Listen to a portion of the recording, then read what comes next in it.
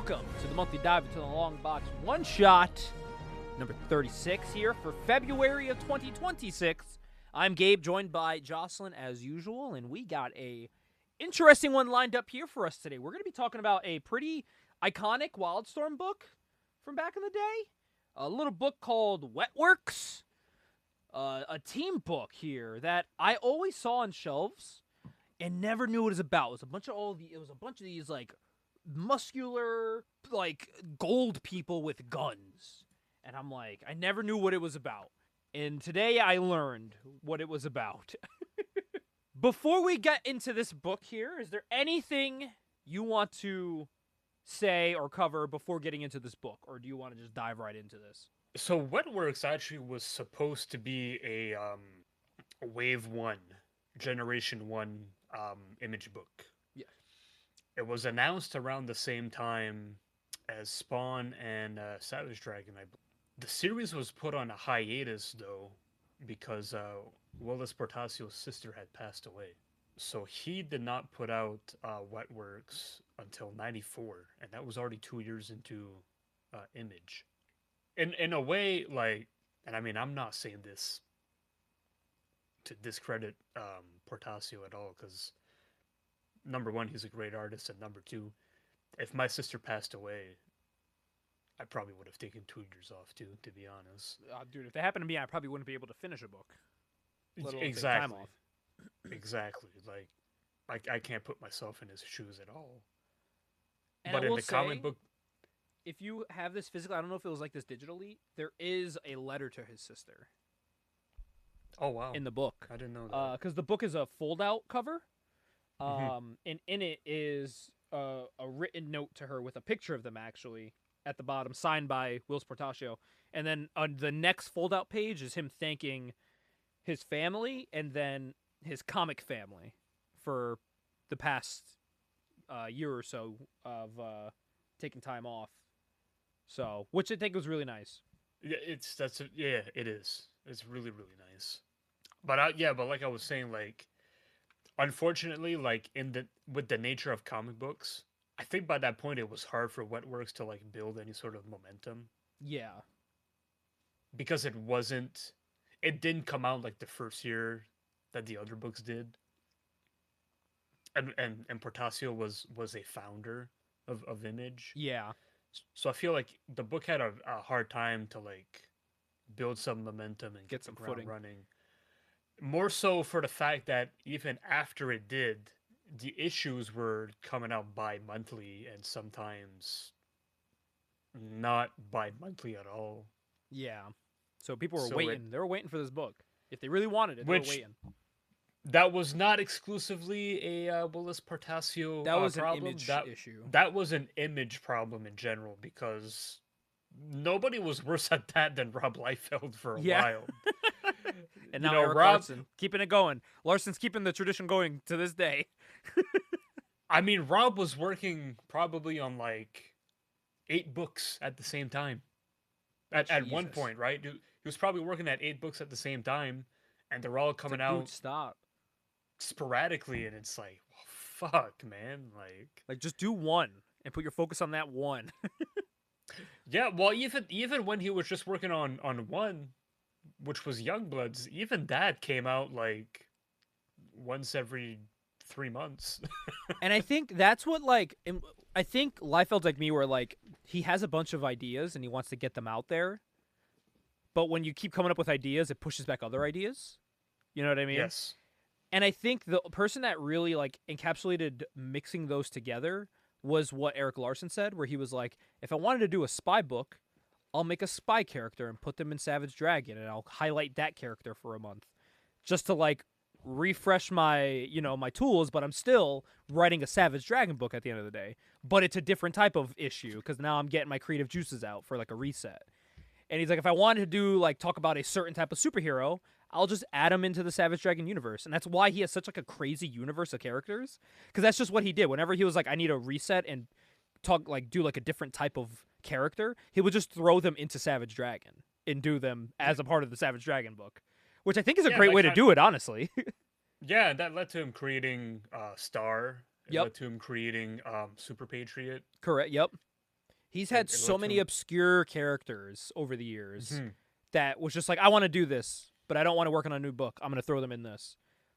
So, And Rob had a lot of ideas. I think Rob's problem. I mean, in Marvel, obviously he had to work with an editor yes. by himself. And at Image, I don't know if he did Yeah. or not. So I think that could have played a part in it as well. But today we are looking at Wetworks #1. I'm trying to think. We haven't done a lot of. Have we done? We've done some team books in the past, but not a lot. So We did JLA recently. we did do JLA. We did do JLA. We did Gen 13. We should do DV8 in the future, We should do Deviate in the future. which Yeah. I do have DV8 #1. Got that for 50 cents. Wow. And a 50-cent bid. I was like, hell yeah. I'm But- surprised it was there. I'm going to tell you something before we jump into this review. The names get a little confusing for me, all right? Because they are throwing Well- out code names left and right, and I don't know who they're talking to. Well, we'll get into that. Yes, We'll and it- probably get more into that. And it doesn't later help on. that there's like 8 people on this team that all look like similar soldiers. Yes. So we start off here in the Balkans. 2,200 hours, which is about, what was that, 10 p.m.? That's 10 p.m. We find out here that the Soviet Union collapse and all of these different parts of the world are just like falling apart and civil war is just going on. It's not a happy world right now. To the point that it's almost like another world war. It's getting to that point here. But tonight the strong powers that are looking over the world and make the world decisions have sent out a team on a mission. And that team is our Wetworks team here. Speaking first, we have Jester, who's the guy who's always cracking jokes. Jester's a cool guy. He makes funny jokes. Here's Jester's joke. Then she says, "Do you always go around with your pants down and your gun cocked, sailor?" So I tell her, "Only in the presence of a superior officer, ma'am." What a funny guy you are, Jester. What a funny guy you are. He definitely found that in a joke book. Right before he got deployed. Yeah. He was like at a Salvation Army looking for a joke book. He's like, oh yeah, sure, I'll get that one. And everyone on the ship is confused. So this guy with the long hair turns to the brute of the team named Mendoza. And Mendoza kind of looks like Deathblow. And he asks him, he's like, do you know what's any He idea kind of of does, yeah. you know any idea of what's Deathblow would fit in well with this team, by the way. They ask, do you know anything of what's going on? And they're all like, we ain't got no clue what's going on, but whatever it is, it don't look like it's going to be good for us. Like, this entire area is just destroyed. It's not going to be a easy mission to go on here. So they're trying to piece together what's going on here. And I like how this is in a time where they have to explain to you what the letters GPS means. Because they say, according to the GPS, and there's a little star that explains, saying it means global positioning system. Like, whoa. Well, this is Whoa. 94, so I think even the concept of a GPS was still kind of new. That's what I said. Like, this is like a time period where like they had to explain that, which is like crazy to think. Because, fuck, when did GPSs come out? Like in the late 80s? Probably somewhere around there. Probably. That I don't know. Yeah. Late And it was 80s, probably early used mostly 90s, for military too. Yeah. I mean, So- for public consumption, probably around that, but like for the military, they probably had it long before. You know what I mean? So they're flying over Transylvania right now, and they're still trying to figure out what's going on. They think maybe it's something like a nuke they have to take. Maybe it's like some sort of hostage situation that they're in. And then we see the Colonel Dane comes through, who, if you look at Colonel Dane on the panel next to Mendoza, they look identical, just that Mendoza has a bandana. You really can't tell them apart. You cannot tell these motherfuckers apart, dude. Besides the fact that One I of guess them's a woman. Dane- One yeah, of his but in characters is that a woman. Oh, in this in that vid, yeah. in this panel, it looks like Dane's like wearing like an eye patch or some. I don't even know what that is. No. Sunglasses? And in the scene where he's like, "Relax, Lieutenant, Colonel Dan will get us through," and then the next page or the next panel to the right is Colonel Dane. It looks like he just took the bandana off. And his sunglasses. Yeah. So, and also you can't forget sunglasses and a bandana. It's crazy. There's two guys with a bandana, and I think the guy with the glasses is a different guy. I think that's different from Mendoza. Yeah. So, there's a lot of stuff spewed here about where they're going, and basically there is a biological weapon that is located here that they are going to need to retrieve at any cost. It basically could be a suicide mission, but they are tasked with getting this doomsday device, they call it, that's used to take enemies down with like this contagious virus. So they all go down there. Are we not going to talk about the fucking forearms on Dane? We're going to talk about how he doesn't have an elbow on his right arm? I mean, that too, yeah. Yeah, everyone on this team is wicked jacked. Like... Wicked. They all look like fucking 80s pro wrestlers. It's yeah. I'd love to see Wizard cast this because he would just put a bunch of wrestlers on the list because, Wizard's good for that. Yeah. So over in Washington, D.C., underground, we see IO Command Center, which is... also, they explain all of these phrases like GPS and... What was the other one? The other one was... Hold on here, let me get this from page 1. SOCOM. SOCOM, but they don't explain what IO is. The hell is the IO Command Center? I can explain to you what IO is. Okay, what is the IO Command Center? Is that something operation? So IO is International Operations. Ah, okay. International Operations is kind of like the governing body in Wildstorm that hands out like these missions. Ah, okay. And you know who works for IO is John Lynch. Oh, okay. John Lynch from Gen 13. Oh, so when I read IO in this, I knew it sounded familiar, and I didn't know if it was from something I've read or all of those Wildstorm trading cards we talked about earlier. To simplify it, think of it as like an intelligence agency, like SHIELD. Kind of like that, like their version of SHIELD, I guess. Okay. Just not very nice. Basically, yeah. At least in this book, not very nice. So these guys, we see Admiral Halsey talking to a person named... I don't know, there's this really skinny dude who's really fucking mad right now. He's getting very irritated about everything going on. He's like, what the fuck is your problem? And he's like, relax, guy. Like, it's going fine. But this is where we found out they basically sent them on this mission to be killed. And what they're going to try to retrieve for them or be sent to get, they're shown to the Admiral here. And he's like, oh, man. Yeah, listen, if they die getting this, then so what? It has to happen because we need this. So they're really building this up. They're treating it kind of like the what's in the box. It has like the gold light shining on his face. So you're talking about the guy with the gray hair, correct? The yes. The guy with the gray hair? That is Miles Craven. Okay, yes. Yeah. Miles Craven. Thank you. Yeah, he looks like a guy named Craven. He's kind of like, I guess, the kind of like the big bad of IO. Like the main big bad figurehead. Compared to like John Lynch. Who would be like the lawful good character in IO. Yeah. Well, on to the next page here is someone that we actually talked about in the last episode on our issue. You can listen back to that.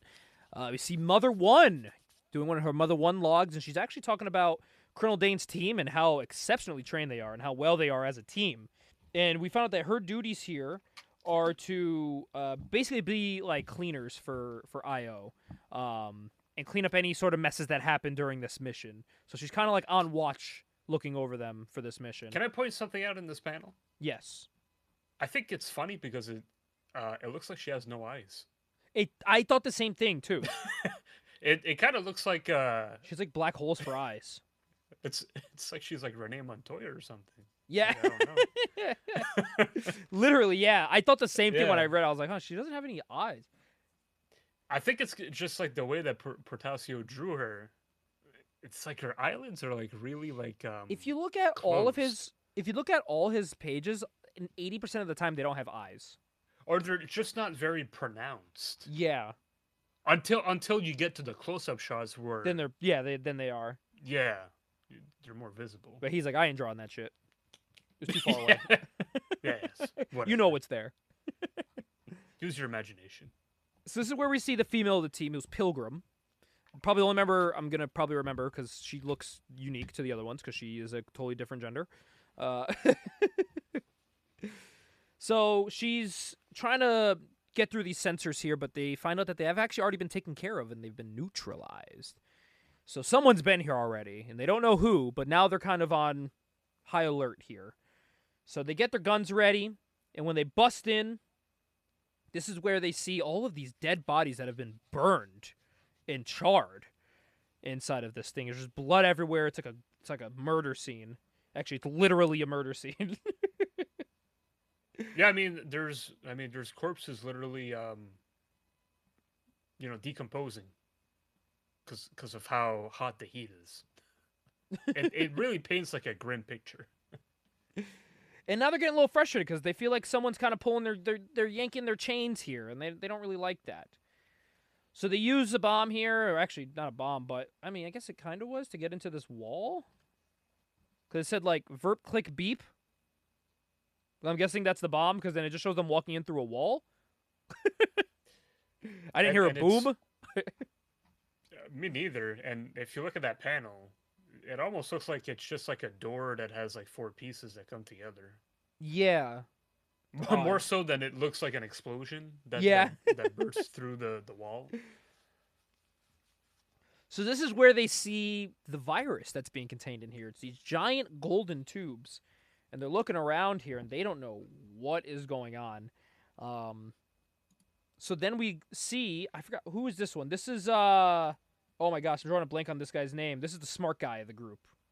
This is not Mendoza. This is the one that looks like Mendoza, because they both wear bandanas. Wouldn't that be Dane? No, Dane's the colonel. Right. Who doesn't wear a bandana. He's the leader. This is the smart guy. He had the team. He has a name, but I forgot his name. Have they said his name yet? No, they have not. So we will get to his name soon. No. Okay, no, I thought it was Claymore. Huh? Is it Grail? It might be. Is it the guy with the long hair? Oh wait, this is Claymore. This is Claymore. Oh, okay. This is Claymore. This is Claymore. Claymore is the smart guy of the group. And he goes up to these tubes, and actually before that, this is when they realize that there's not like any sort of weapons in here, and that they've been played. So Colonel Dane pulls the headset out of his ear and he crushes it in his hand, and he's like, "Oh, I'm gonna have a heart-to-heart with these motherfuckers." We know what that means. He's gonna beat their ass. So, so as they're looking around this here, we see Claymore walk up to one of the tubes, and he sees that this is actually something he saw on TV before. They were talking about this. Oh, sorry, a magazine. Kids, magazines, which we'll be talking about next month on the next issue. It was in last month's issue of Popular Biology. They were talking about this sort of, not disease, but like biological warfare to use against people as a weapon that's like a living organism. They created a living organism to use as a weapon, which is honestly kind of insane and something I feel like actually exists out there. Like, I feel like this is something the government has actually made in the past. Yeah, it's something that I would believe, yeah. So, when he's looking through this tube, we see a woman in all white skin, white hair, put her gun out through a vent who's watching over, and shoots the glass, having it splash all over Claymore. And he falls to the ground saying, "Holy shit," and he's choking because this thing has coated him like paint. And he's like this golden statue. I got gold cum all over me. What the fuck is this? I can't breathe. To which one of the guys walks up to the vent she was in. Dude, the vent was right there. How far could she have gone? in that short amount of time. And second, look how tiny that vent is. How small is this woman? Not only that, but like, how did that gun fit through that like grid opening? I don't know. She had a good aim though. Impeccable aim. So this is where Colonel Dane is trying to talk to Claymore here. He's trying to have him fight this because he's like, listen, if this is a living organism and you're not dead yet, it must live off of you.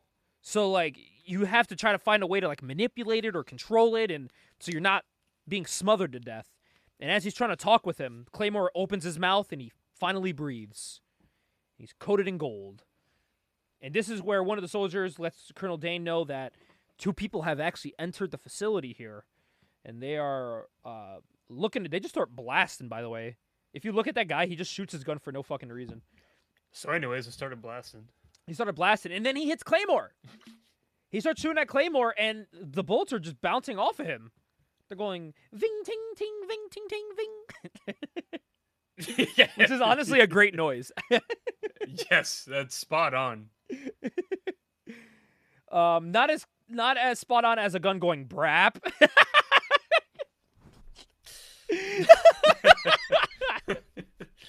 This kind of sounds like a fart. Yeah, I was gonna say that people use that sound effect for other things. Yeah.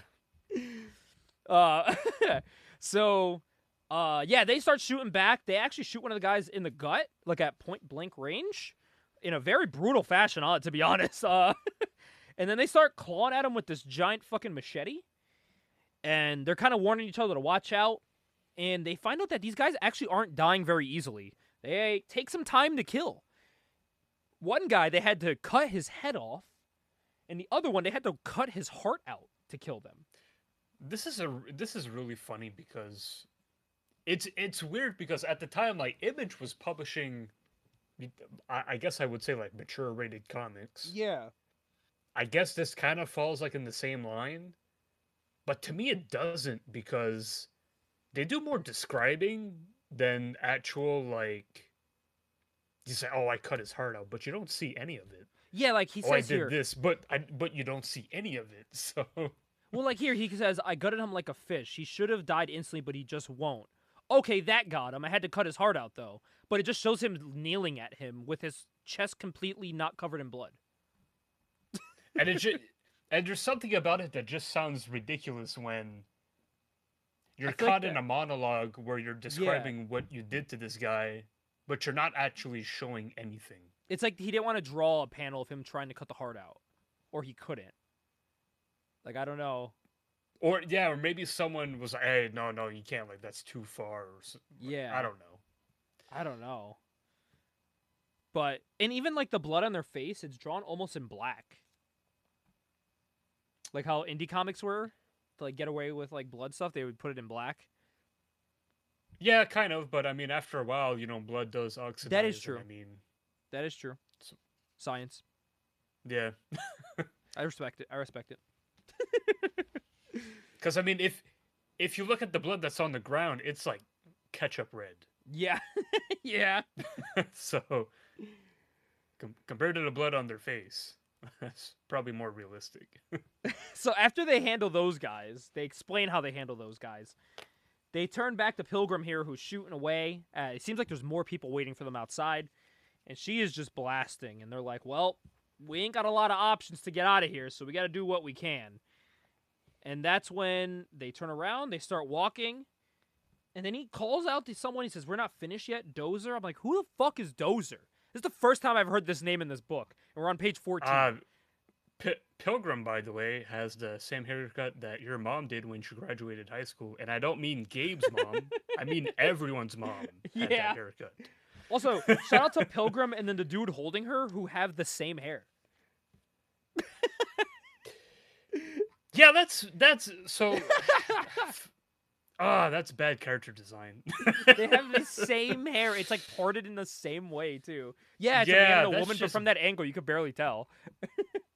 That's bad character design. It really is. I mean, all these people. There's 1, 2, 3, 4, 5, 6. What? 7 people on this team. First of all, odd number of people. Second of all, 3 of them look the same, and 2 others look the same. So, Like the three guys, you got Claymore, Mendoza, and Colonel Dane, who all look the same. Minus one doesn't have a bandana. Well, now one's all gold, so I guess that separates him. But that'll change very soon. And that's funny you say that, because right here, like on page 14, like right after you get the pilgrim shooting her gun, and then I think that's Jester like yelling. Yes. You get like a group lineup, and then you get Pilgrim, and then the other guy, where like they have the same haircut, and then you have like two other guys next to each other that have like slick back hair and pretty much like the same physique. And then Jester has his back turned to the fucking camera. It's so confusing to tell like who's who. Yeah. And you know what I just realized? You called him Dozer? That's Mendoza. But he's giving him a nickname for his nickname.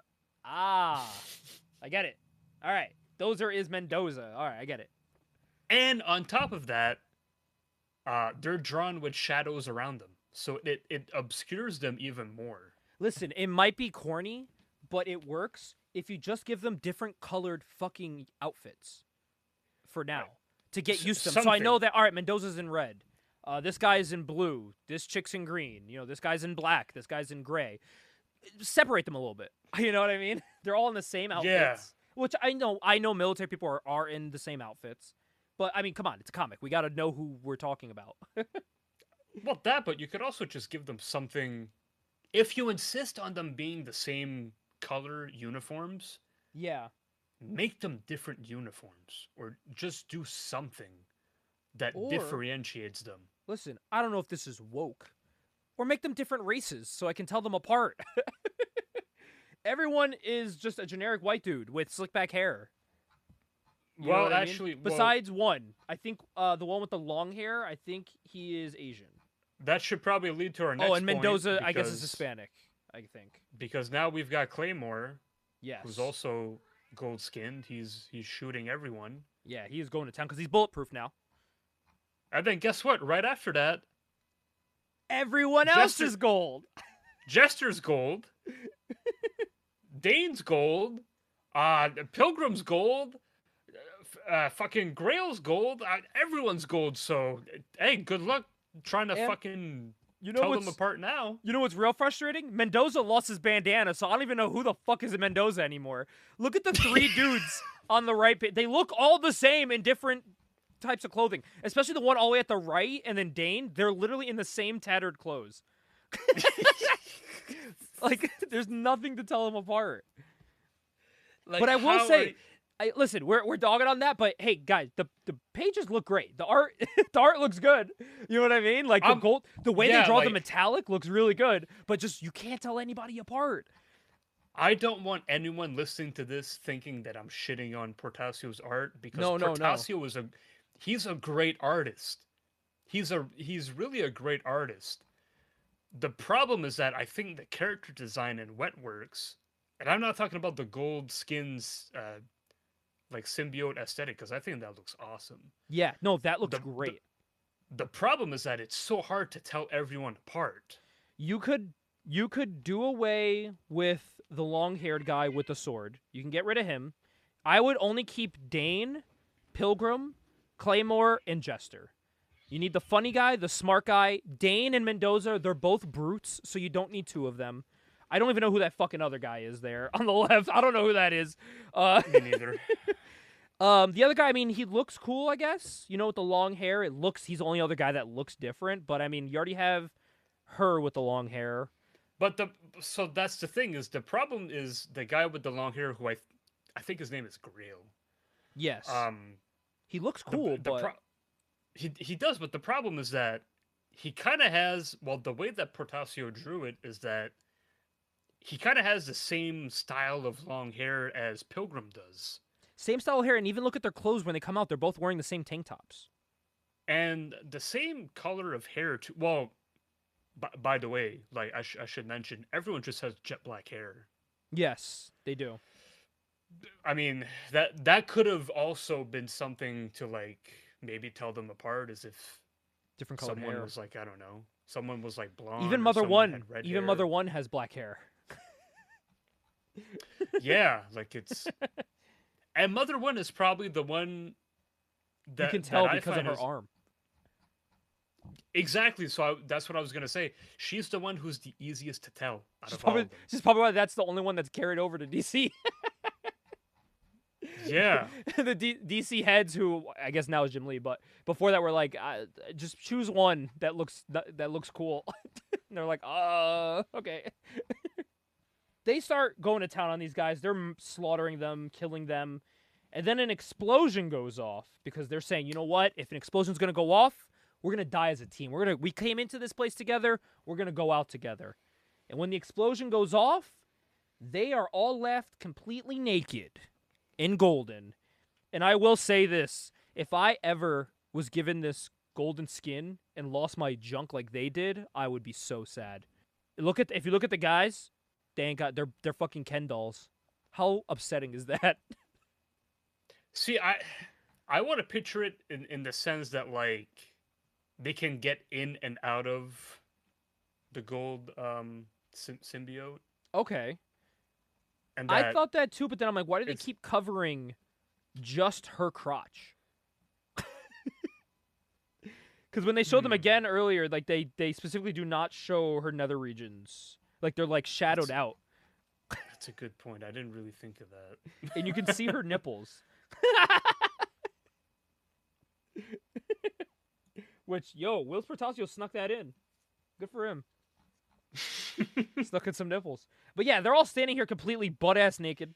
And they're like, shit, well, we lived. We killed the Night Tribe guys. By the way, that's what the bad guys were called. They were called the Night Tribe. So they're trying to figure... There's so much smoke around them. There's so much smoke around them, dude. And all the guns are just covering them perfectly in some spots. Some aren't completely at all. So they're standing there and they're, you know what? We're still golded out. We're kind of invincible. We should make a stop to Washington, D.C. for trying to blow us up. And Dane's like, you know what? That ain't a bad idea. That ain't a bad idea at all. So back at IO Command Center, we see, what was his name again? Craven. Mm-hmm. And he's talking. He's freaking out. Yeah, he is bugging the hell out. He's talking to his soldiers here, and he's like, who is alive? Who are you talking about is still alive? Is it Night Tribe? Is it Team 7? Who is alive? And then they're like, oh my god, we're gonna die. And then they die. So now he's bugging out. He's like, whoever's alive, we need to kill them. We need no witnesses of whatever the fuck was on that island. Like, we know what's on there. No one else can know what's down there. So they go and send like this ship to them.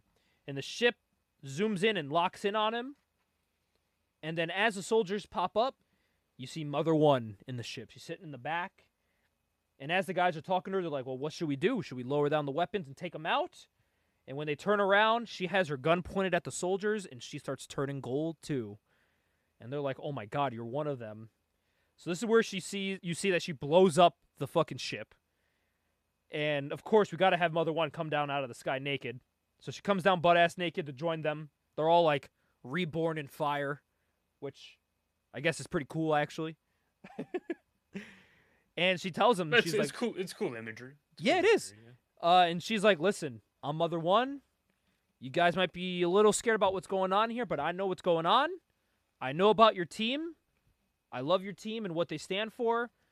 We need to work together to take out Io. And he's after giving him his her whole spiel, Dane just goes, well, what else do we got to lose? Like, we already are like this, so where the fuck else do we got to lose? Fuck it. Let's see what happens. So then later, she takes him away. Later, we see the ruins of the island, where the Night Tribe was. And this is where they kind of mentioned the Night Tribe as, like, the vampires of the Night Tribe. I was like, oh, that's a cool nickname for them. And then this is where you learn the leader of the Night Tribe, the prince of them, is literally a vampire. And then I said, oh, you guys got my fucking attention now. This dude's fangs start growing out, and his face turns like he's in fucking Buffy, turned into a vampire. And I'm like, all right, you guys got me now. I like vampires. Fuck it. Let's throw some vampires in this. Let's see what this is about. And then that was the end of issue number 1. So I actually want to bring your attention to something. Okay. I want you to go to page 7. Okay, page 7. All right. Okay, I'm there. So if you noticed in page 7, they actually foreshadowed that there was vampires in this book. Oh, look at the fangs on the guy. Exactly. If you look at that corpse, he's got 2 fangs on top and 2 fangs on the bottom. I did not notice that. So they foreshadowed that there were vampires on the island. Oh, and then on the panel below, the guy in white in the background, you can see fangs on his teeth. Yep, exactly. Oh. So they were setting it up. Oh. Mm-hmm. Oh, that means the chick in all white's a vampire. Probably. I would assume she got the Dracula so. V hairline. Yeah, I never actually thought about that, but I would assume, yeah. She looks like Lady Death. I would assume so. She has that same like skin complexion too. Yeah, with the white hair. Mm-hmm. Oh, okay. That's cool. All right, well, that was Wetworks number 1. What did you think of Wetworks number 1? I think I liked it despite my better judgment. Yes.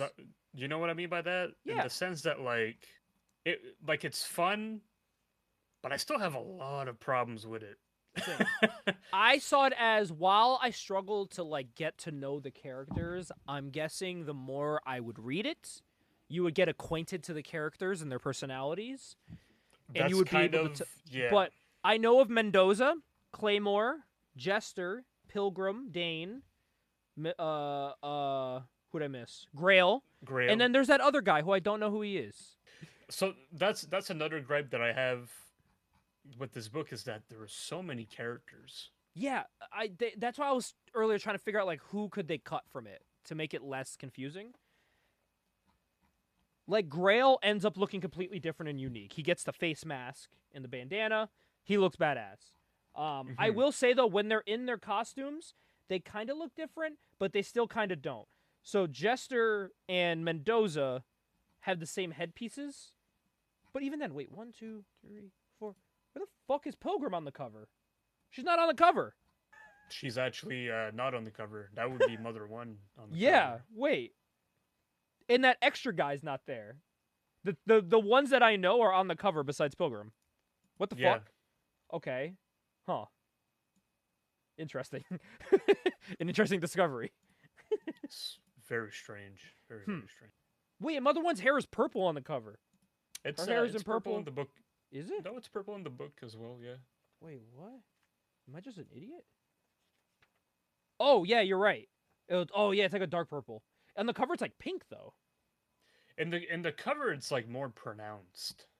Yeah, not even sure then, why that is. Yeah, everyone looks a little more unique once they get in their costumes. Well, so that's why I was like, all right, I know like once people get in their costumes, you can kind of tell them apart after. But yeah, no, I think Grail's the coolest looking in the costume with the face mask. I kind of want his action figure. It's pretty cool. I have a Mother 1 figure, and I believe I have a Dane, I think. I was going to say, Todd did end up making a Mother 1 and a Dane figure, I'm pretty sure. Yes, I have Dane because I got him for cheap, and I got Mother 1 in a 2-pack with oh god, who was she in the 2-pack with? Angela? No, it was like a it was like a McFarlane. It was like a it's with Shaft. Oh, okay. It's a Youngblood Wetworks duo. Yeah, so I have her on my shelf. So, yeah, I have Dane. So yeah, those are the 2 that I have. So I got Dane on my shelf with Mother 1. So I got some Wetworks representation. Like I said, I didn't dislike the book at all. This was just more of like one of those, I feel like I need to keep reading it to really get why it was so good. You know what I mean? It's one of those you're not going to see why in the first issue. It was kind of like a frustrating book for me because I went into it wanting to love it. Yeah. And I still kind of liked it for what it was. But I also felt like it was kind of a mess and hard to follow at times.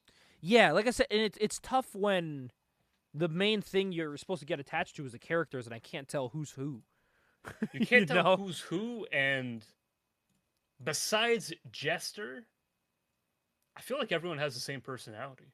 Yeah, Jester's the funny guy, and then everyone else is serious. Everyone's like really serious and It's here. intense, and It's Jester's the funny one. Everyone's serious, and Pilgrim's a woman. That's literally that's it. that's literally That's it. Oh, and Mother And I One mean, seems like a good person, like a good hero. yeah, she seems like the most At least from this issue, that's what she's presented as. yeah, she seems like the most caring one, I guess. God, I found the Grail It's figure. It kind of sucks, dude. segue. It's actually funny. I think you said that Dane kind of looked like Deathblow. Yeah. Dane is in Team 7 with Deathblow. Oh, what? I mean, yo, he looks like he'd fit in on this team because they all look alike. Mm-hmm. So I don't doubt it. And you know who else is in Team 7 is a character that we will cover in the future, Oh? and that would be Backlash. Oh my god, dude, I'm so excited to do Backlash. I've been staring at Mhm. Backlash #1 forever. Dying to get into that. One of the all-time great #1 issues for Image, I would say, is And Backlash. I'm proud to say that we finally added Wetworks to our to read or our red pile here on this show. It was like I said, despite my issues, and I mean I had a handful of issues with it. I had fun. I had enough fun with it that I think I would continue to see if the characters can develop, Yeah. if it's easier to tell them apart. Um, Because the writing's not bad and the art it's great art, obviously, because it's 90s Image. You're going to get great art. But the writing wasn't bad at all. It wasn't what you get usually from a 90s comic. You know what I mean? the writing was fine.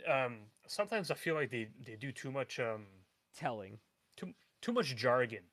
Yeah. Is how it's too much military speak without actually really saying anything. Yeah. Sometimes I felt like they were doing that, and it's like you don't really need it. Yeah, especially Just for someone that isn't in the military, so yeah, I mean you don't really need it, but especially when you're doing it and it's kind of just it doesn't have a point. There's yeah. no point to it. I do like the golden Image logo on the cover though. That is a great touch. That is cool. That is a great touch. That is cool. I like that a lot. And like I said, I love the design. The red eyes and the golden skin. Yeah. It looks cool. I It's love really their cool. designs when they're in their own costumes. But that's the thing. They need to have individual costumes in order for us, the readers, to be able to tell them apart easier. Yeah. Absolutely. It's funny. I went into it thinking like whenever I saw like the cybernetics on them, I thought that was like a part of their skin, but it's not. It's just like Yeah. or at least as of now it's not. It's just armor or Mhm. cool stuff cybernetic stuff they're putting on. So but yeah, that Well, was I would Wetworks assume- #1. I would assume that Mother One's arm is actually a part of her, though. Yes. Hers is actually her arm because we saw a gun That's come an out of it. actual Yeah. cybernetic. Yeah. Yeah. But everyone else has like metal on them in random spots, like on their head and stuff. And I thought that was like Mhm. on them, but it's not as of now. Yeah. They're little metal headpieces and goggles that they wear. So, but yeah, that was Wetworks #1. I'd say I have more Wetworks issues, so I'm definitely gonna keep reading it to see like what it's all about and keep going forward with it because I did like the issue. So, Like I said, yeah, I liked it enough that I think I would continue reading it in hopes that I could see some world building and some character development out of it. absolutely. And I mean, I hear great things about it, so it can only go up from here. Hopefully. Hopefully, yeah. Hopefully. Well, that was the monthly dive into the long box. One shot, number 36 here. Thank you, everyone, for listening for the past 3 years. And we're going into year 4 strong and excited for what's to come. Especially in a couple months when we have a in-person recording. That's going to be kind of wacky. Oh, man, yeah. On the next issue of Monthly Dive into the Long Box, we will be looking at 90s comic book magazine specials, looking at all these different 90s comic book magazines. But do you want to know what the next one-shot is for March? Absolutely. I wanted to give myself a gift for my birthday month. And the gift is also being shared with you because you are also reviewing this. We will be looking at issues 1 through 3. Yes, 3 issues in 1. Of Fighting American Rules of the Game with art by Ed McGuinness. That's going to be a treat. I am so excited. And not just that, but Jeff Loeb is writing for it. So it is the dynamic duo, talking about comic book soulmates, Jeff Loeb and Ed McGuinness. Those guys make magic together. And we will be looking at Fighting American, Rules of the Game by them too. Look out for that. They're 3 little short issues, so why not lump them all together in one? You know what I mean? Bang them out. But until then, we will see you guys in the next one.